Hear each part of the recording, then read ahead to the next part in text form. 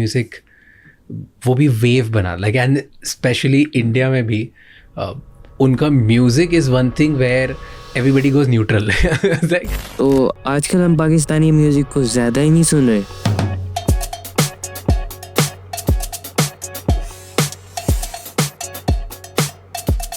लेकिन ये तो वही म्यूज़िक इंडस्ट्री नहीं थी जिस पर कई मरतबा सेंसरशिप लग चुकी है।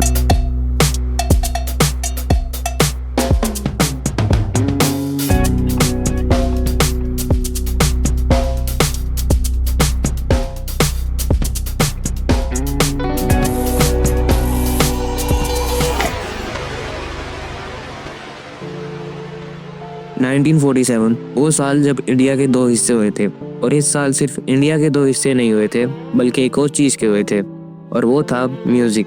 पार्टीशन के बाद ये रेडियो पाकिस्तान शुरू हुआ।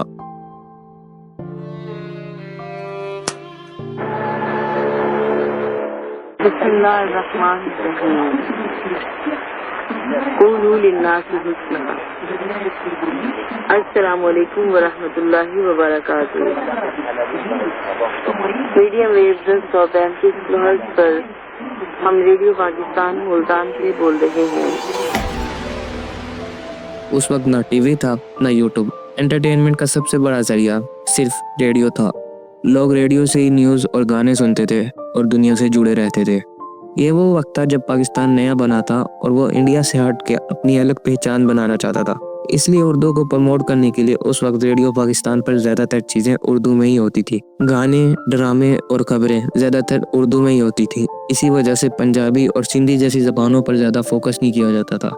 पार्टीशन के बाद बहुत से आर्टिस्ट अपना घर छोड़कर पाकिस्तान आ गए, जिनमें एक बहुत ही मशहूर नाम नूरजहां का है, जिनको मलिका तरन्नुम भी कहते हैं। नूरजहां 1926 में कसूर में पैदा हुई। उनका असली नाम अल्लाह रखी वसाई था, लेकिन दुनिया उनको ज़्यादातर नूरजहां के नाम से ही जानती है। नूरजहां का म्यूजिक और एक्टिंग का सफर छोटी उम्र में शुरू हो गया था। सिर्फ 9 साल की उम्र में उन्होंने सिंगिंग करना शुरू कर दिया था। नूरजहां ने सिर्फ सिंगिंग नहीं की बल्कि एक फिल्म चंद वेब डायरेक्ट भी की थी, जो कि पाकिस्तान की पहली फिल्म थी जो किसी औरत ने डायरेक्ट की हो। नूरजहां के म्यूजिक का सबसे बड़ा किरदार 1965 की इंडो पाकिस्तान वार में था। उस वक्त उन्होंने बहुत से पैट्रियोटिक गाने गाए, जैसे मेरे यहाँ ढोल सिपाहिया और ए पुत्र हताते नहीं विकदे। नूरजहां के ये गाने इसलिए मशहूर हुए क्योंकि हर कोई जंग की वजह से डरा हुआ था, और ऐसे वक्त में कोई ऐसा गाना आना जो तुम्हारे दिल को छू ले बहुत ही खुशी की बात थी। इस तरह अपनी आवाज़ के जरिए नूरजहां ने लोगों के दिलों में अपनी जगह बनाई।